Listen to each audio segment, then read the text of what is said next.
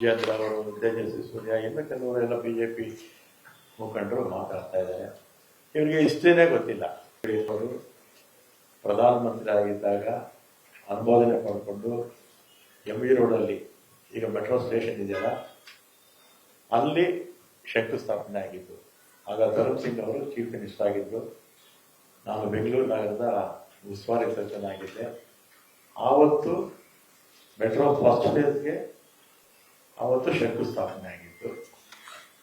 ಆಮೇಲೆ ಈ ಮೆಟ್ರೋ ಜನರದ್ದು, ಯಾವುದೋ ಒಂದು ಪಕ್ಷದ್ದಲ್ಲ, BJP ಪಕ್ಷದ್ದಲ್ಲ ಅಥವಾ ರಾಜ್ಯ ಸರ್ಕಾರದ್ದಲ್ಲ, ಮೆಟ್ರೋ ಜನರದ್ದು.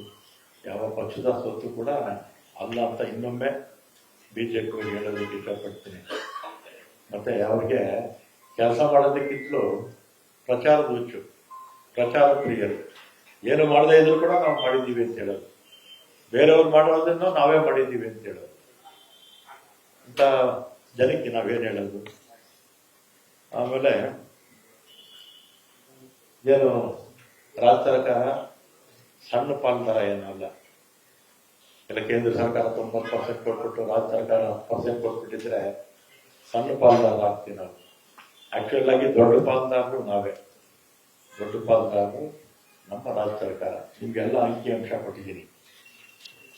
ಫೇಸ್ 1 ಕರ್ನಾಟಕ ಸರ್ಕಾರ 30% ಪ್ಲಸ್ ಜಮೀನು, ಕೇಂದ್ರ ಸರ್ಕಾರದ್ದು 25% ಅಷ್ಟೇ. ಆಮೇಲೆ ಉಳಿದ 45% ಸಾಲದ ರೂಪದಲ್ಲಿ ಮೆಟ್ರೋ ತಗೊಂಡಿದೆ. ಸಾಲದ ರೂಪದಲ್ಲಿ ಮೆಟ್ರೋ ಕಂಪ್ನಿ ತಗೊಂಡಿದೆ. ಸೆಕೆಂಡ್ ಫೇಸ್ 30% ರಾಜ್ಯ ಸರ್ಕಾರ ಪ್ಲಸ್ ಜಮೀನು ನಮ್ದೇ. ಆಮೇಲೆ ಹೆಚ್ಚುವರಿ ಖರ್ಚಾಗುತ್ತಲ್ಲ, ಅದು ಕೂಡ ನಮ್ದೇನೆ. ಆಮೇಲೆ ಅದು ಮಿತಿ ಮೀರಿದ ವೆಚ್ಚ ಅಂತ ಹಾಕಿದ್ದೀನಿ ಅದರಲ್ಲಿ. ಆಮೇಲೆ ಕೇಂದ್ರ ಸರ್ಕಾರದ 25%, ಸೆಕೆಂಡ್ ಫೇಸಲ್ಲಿ 25%. ಇನ್ನು ಉಳಿದಿರ್ತಕ್ಕಂಥ 50% ಸಾಲ ತಗೊಂಡಿದ್ದಾರೆ ಮೆಟ್ರೋ ಕಂಪ್ನಿಯವರು. ಅಂದರೆ 100%ಅಲ್ಲಿ ಕೇಂದ್ರ ಸರ್ಕಾರದ್ದು ಕೇವಲ 20%. ಉಳಿದಿದ್ದು ರಾಜ್ಯ ಸರ್ಕಾರ ಇದು ಮೆಟ್ರೋದಲ್ಲೂ ಸಾಲ ತಗೊಂಡಿರ್ತಕ್ಕಂಥದ್ದು.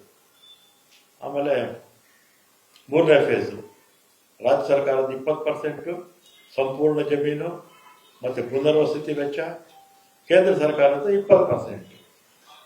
ಇನ್ನು ಉಳಿದಿರ್ತಕ್ಕಂಥ 60% ಸಾಲ ಮೆಟ್ರೋ ತಗೊಂಡಿರೋದು. ಆಮೇಲೆ ಈ ಮೆಟ್ರೋಗೆ ಸಾಲಕ್ಕೆ ಜಾಮೀನು ಹಾಕಿರೋದು ರಾಜ್ಯ ಸರ್ಕಾರ, ಗ್ಯಾರಂಟಿ. ಮೆಟ್ರೋದವ್ರು ಕಟ್ಟದೇ ಇದ್ರೆ ರಾಜ್ಯ ಸರ್ಕಾರ ಅದನ್ನು ಭರಿಸ್ಬೇಕು. ಮೆಟ್ರೋದವ್ರು ಕಟ್ಟಕ್ಕಾಗಲಿಲ್ಲ ಅಂತ ಹೇಳ್ತಾ ಸಂದರ್ಭದಲ್ಲಿ ನಾವು ರಾಜ್ಯ ಸರ್ಕಾರ ಭರಿಸ್ತೀವಿ ಅಂತ ನಾವು ಕೊಟ್ಟಿದ್ದೀವಿ.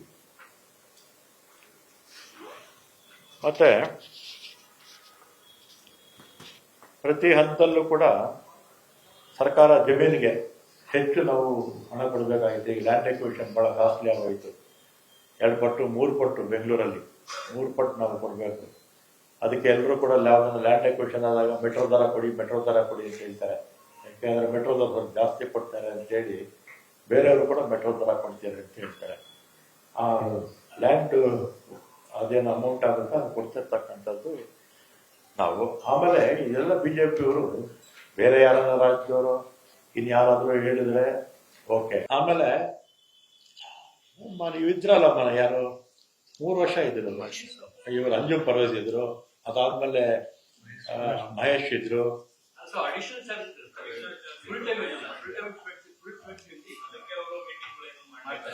ಆ ಥರ ಏನಿಲ್ಲ, ಅದೆಲ್ಲ ಆಗುತ್ತೆ. ಈಗ ನಮ್ಮ ರಾಜ್ಯ ಸರ್ಕಾರದಲ್ಲಿ ಎಲ್ಲ ಅಧಿಕಾರಿಗಳಿಗೆ, ಮಂತ್ರಿಗಳಿಗೆ, ಅವ್ರಿಗೆ ಇಂಡಿಪೆಂಡೆಂಟ್ ಆಗಿ ಕೆಲಸ ಮಾಡೋದಕ್ಕೆ ಬಿಟ್ಟಿದ್ದೀವಿ. ಕೇಂದ್ರ ಸರ್ಕಾರದಲ್ಲಿ ಆ ಮಂತ್ರಿಗಳಿಗೂ ಕೆಲಸ ಮಾಡೋದಕ್ಕೆ ಇಂಡಿಪೆಂಡೆಂಟ್ ಆಗಿ ಆಗಲ್ಲ. ಏನು ಸೂಚನೆ ಬರುತ್ತೆ ಅಷ್ಟು ಕೆಲಸ ಮಾಡ್ಕೊಂಡಿರ್ಬೇಕು.